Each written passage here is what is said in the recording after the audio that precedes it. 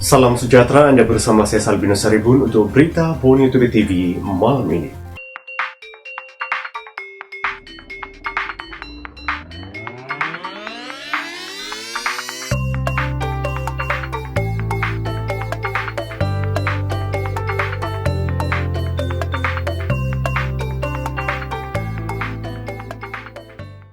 Dua kes kematian dan 503 kes positif baharu dilaporkan di Sabah hari ini.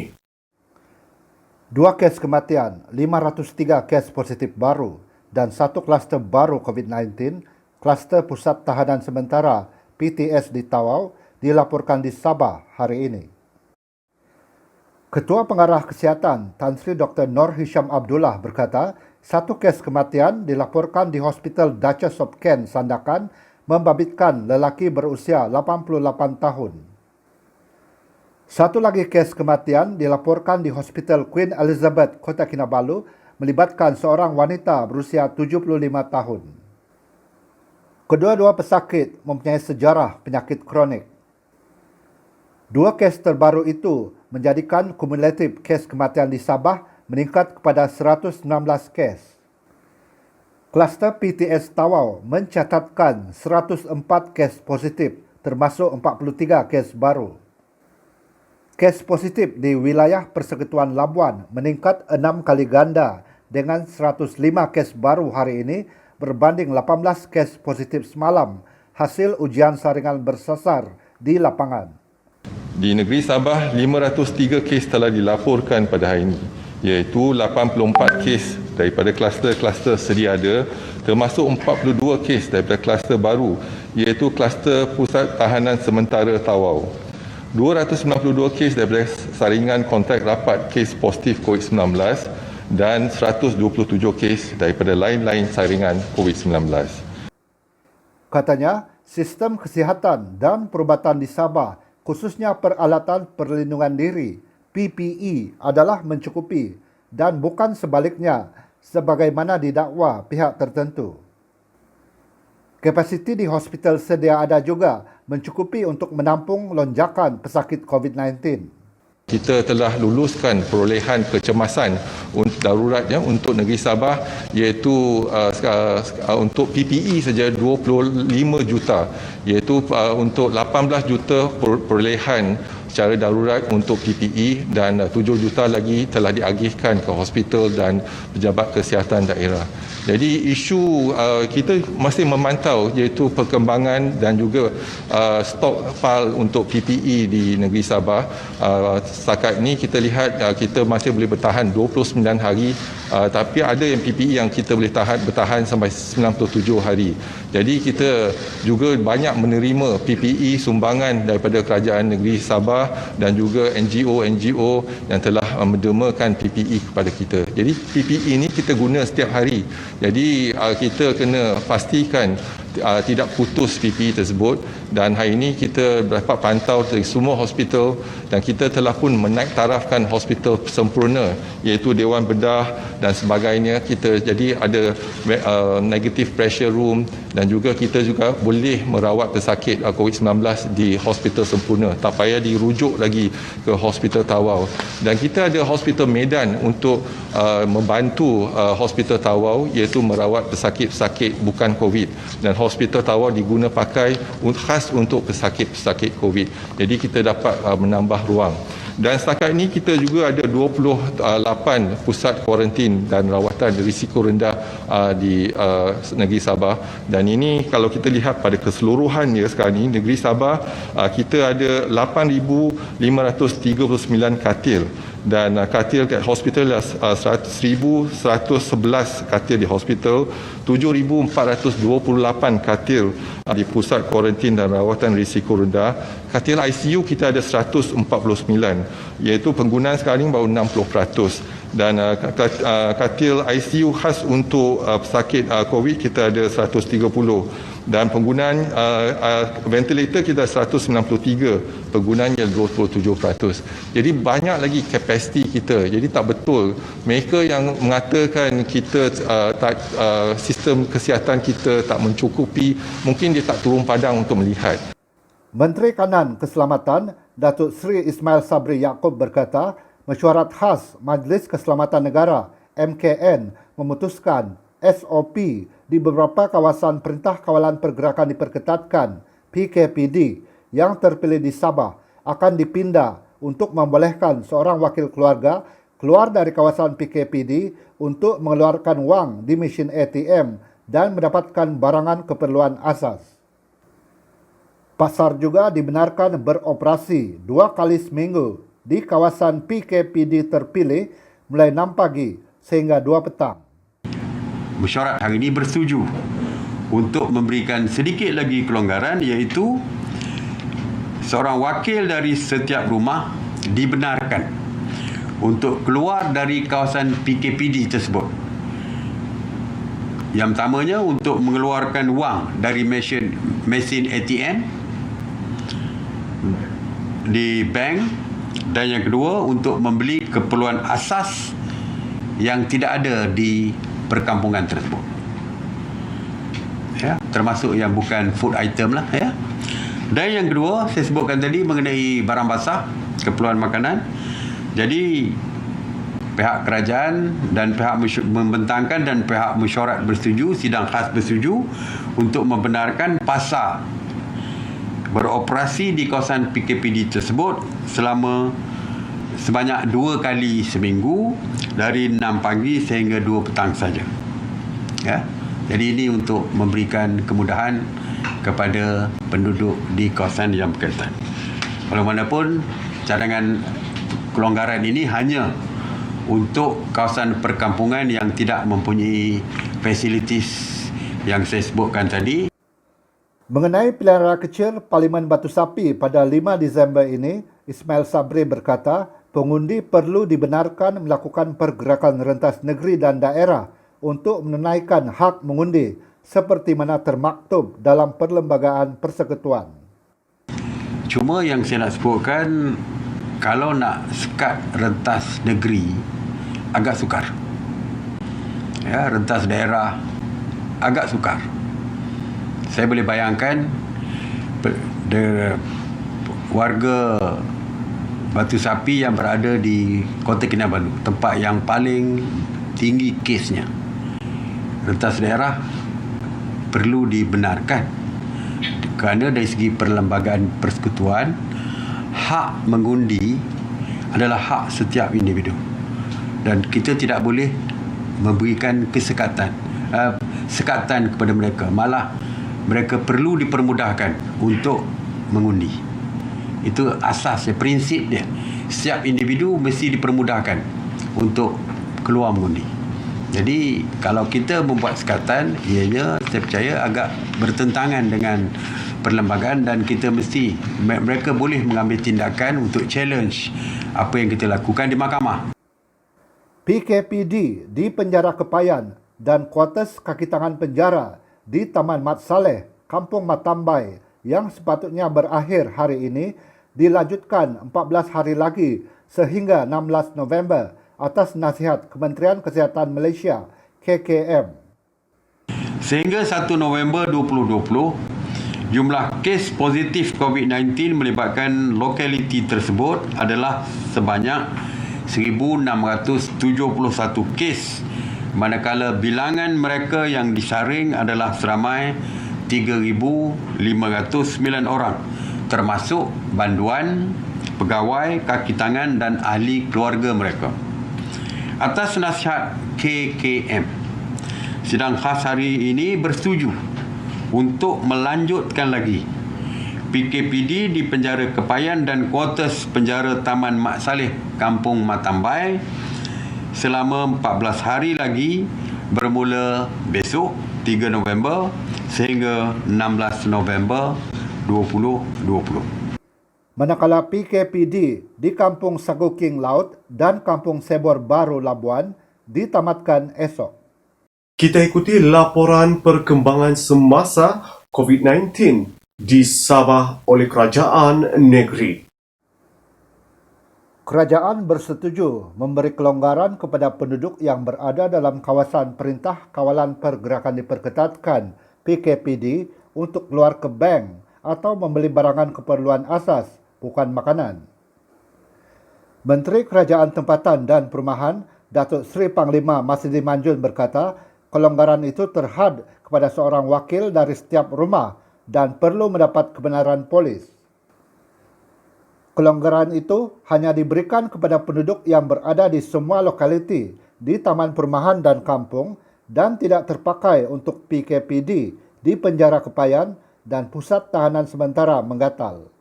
Kerajaan bersetuju untuk membenarkan semua lokaliti di Taman Perumahan dan Kampung yang dilaksanakan PKPD di Sabah diberi kelonggaran pergerakan keluar masuk kecuali Penjara Kepayan dan PTS Menggatal. Tetapi hanya seorang wakil dari setiap rumah dibenarkan keluar dari kawasan PKPD dengan kebenaran Polis Diraja Malaysia atau PDRM khusus untuk mengeluarkan wang dari mesin-mesin ATM atau bank dan membeli keperluan asas, iaitu keperluan yang bukan berbentuk makanan. Katanya, Kota Kinabalu kembali mencatatkan kes positif baru COVID-19 tertinggi di Sabah dengan 149 kes hari ini, diikuti Tawau 138 kes. 10 daerah tidak melaporkan sebarang kes, iaitu Beaufort, Kuala Penyu, Sipitang, Tenem, Nabawan, Tongod, Kunak, Tambunan, Ranau dan Beluran. Sehingga kini, sebanyak 16,195 kes COVID-19 dilaporkan di Sabah dengan 3,155 kes aktif yang sedang menerima rawatan. Jumlah kes positif hari ini ialah 503. Dan kalau kita bandingkan dengan kes semalam, ini merupakan penurunan 141 kes. Kes kematian adalah 2, iaitu 1 di KK dan 1 di Sendakan. Dan 1 kluster baru juga telah terdapat 1 kluster baru pada hari ini, yaitu di Tawau, yaitu kluster Pusat Tahanan Sementara PTS Tawau yang mencatatkan sebanyak 104 kes hasil seringan kepada mereka yang ditahan di Pusat Tahanan Sementara tersebut.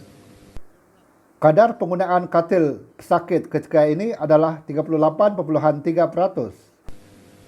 Jumlah keseluruhan katil di Hospital COVID-19 dan Pusat Kuarantin dan Rawatan Berisiko Rendah atau PKRC kekal 8,296 katil. Dan penggunaan katil keseluruhan pada hari ini adalah 38.3%. Sehingga kini, 125,847 bakul makanan telah diagihkan. Masidi turut ditanya persediaan pelajar SPM dan STPM di Sabah serta samada sesi persekolahan dibenarkan di daerah yang tidak mencatatkan pertambahan kes positif baru. Setakat ini, dipahamkan bahawa Kementerian Pendidikan Malaysia masih dalam perbincangan mengenai perkara ini dan belum ada keputusan yang telah dibuat. Perkara ini juga tertakluk kepada samada Perintah Kawalan Pergerakan PKPB di Sabah dilanjutkan atau sebaliknya. Untuk membendung jangkitan di rumah kebajikan, langkah terbabit diambil. Jabatan Perkhidmatan Kebajikan AM Sabah telah pun mengambil langkah-langkah yang sewajarnya dengan memperketatkan urusan keluar masuk ke institusi kebajikan seperti rumah warga tua dan taman didikan kanak-kanak, urang kelainan upaya OKU melalui langkah berikut. Tiada kemasukan baru untuk kes permohonan baru. It means that they will not accept any new applications to join or to enter the all this welfare home. Kedua, lawatan atau kunjungan sosial ke institusi adalah tidak dibenarkan. So any visit or social visit to these institutions are not allowed at the moment. Ketiga, kekitangan bertugas di institusi kebajikan wajib melalui sanitasi harian dan SOP diperketatkan sebelum dan selepas bertugas. Beliau turut menjelaskan pada 28 Oktober lalu, 7 kes kematian dilaporkan di Sabah, di mana 3 daripadanya meninggal dunia di rumah. Pada 28 Oktober 2020, Sabah melaporkan 7 kematian COVID-19, yang mana hanya 3 daripada kematian itu adalah meninggal sebelum ketibaan ke hospital atau BID, brought in dead. Dan selebihnya meninggal semasa menerima rawatan di dalam ICU. Kematian sebelum tiba di hospital menunjukkan penularan jangkitan di peringkat komuniti, yang mana mereka ini tidak dikaitkan dengan mana-mana kes positif ataupun kluster. Indeks keboleh jangkitan di Sabah juga telah menurun.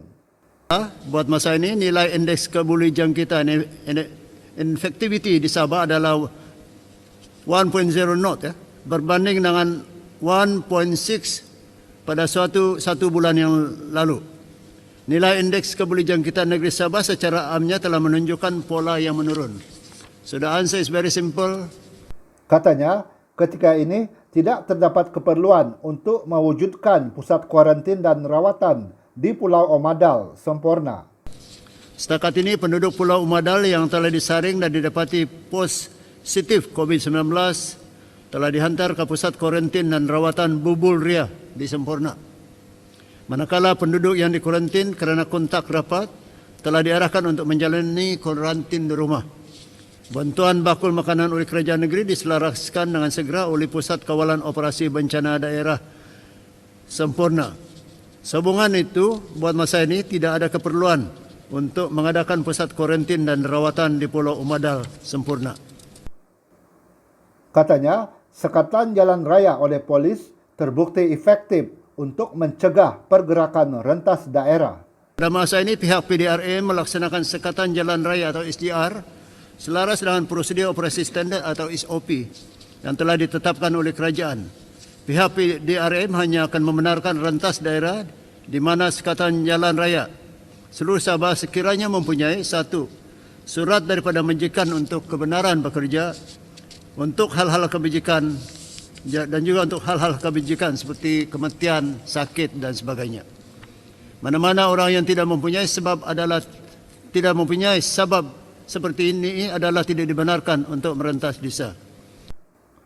Sehingga hari ini, 6,139 sampel masih menunggu untuk diproses. Kapasiti makmal adalah mencukupi untuk melakukan ujian ke atas sampel. Hari ini, sebanyak 6,139 sampel ujian COVID-19 negeri Sabah masih menunggu untuk diproses, termasuk sampel yang dihantar ke makmal swasta. Kapasiti makmal adalah di tahap maksima dan tunggakan sampel ujian dijangka dapat diselesaikan dalam beberapa hari. Now I think Eskom membantu mengagihkan bekalan makanan kepada penduduk Pulau Danawan Sempurna semalam. Menyedari kesukaran dihadapi penduduk ketika pandemik COVID-19, Kawasan Keselamatan Khas Pantai Timur Sabah, Eskom, mengagihkan bekalan makanan kepada penduduk di 350 rumah di Pulau Danawan Sempurna semalam. Program dijayakan dengan kerjasama 2 pertubuhan bukan kerajaan, Sempurna Heroes dan Taiwan Buddhist Zhu Chi Foundation. 350 bungkus makanan asas berupa beras, gula, susu, minyak masak, garam dan pelitup muka diserahkan kepada penduduk Pulau Danawan. Eskom telah membantu mengagihkan bekalan makanan kepada penduduk pulau di perairan Sempurna dan juga penduduk pesisir pantai termasuk 6 lokaliti dalam Perintah Kawalan Pergerakan Diperketatkan PKPD di Sempurna. Inisiatif Food Bank di Tenggilan untuk membantu golongan memerlukan. Keluarga Maureen M. Michael Satuli Jawah dari Kampung Saradan Tenggilan memulakan inisiatif untuk membantu golongan yang benar-benar terjejas akibat pandemik COVID-19 dan juga bencana banjir kilat yang berlaku di Tenggilan 2 minggu lalu. Biarpun usaha mewujudkan food bank itu baru dimulakan Jumaat lalu, sudah ada 20 orang tampil untuk mendapatkan barangan keperluan dari food bank berkenaan yang terletak di kedai Old School, Pekan Tenggilan. Menurut Maureen, pengambilan barangan keperluan boleh dibuat antara 2.30 petang sehingga 4.30 petang di kedai berkenaan. Katanya, 2 minggu lalu, Pekan Tenggilan dilanda banjir kilat sebanyak 2 kali dan ditambah dengan pelaksanaan Perintah Kawalan Pergerakan Bersyarat PKPB, ramai penduduk kampung mengalami kesukaran termasuk hilang punca pendapatan. Tambahnya, food bank itu akan diteruskan selagi ada bekalan makanan dan penderma. Sumbangan barangan atau dana boleh disumbangkan kepada Maureen dengan menghubunginya melalui talian 016 5257 796. Sekian berita Borneo Today TV malam ini. Saya Salvinus Sarifov.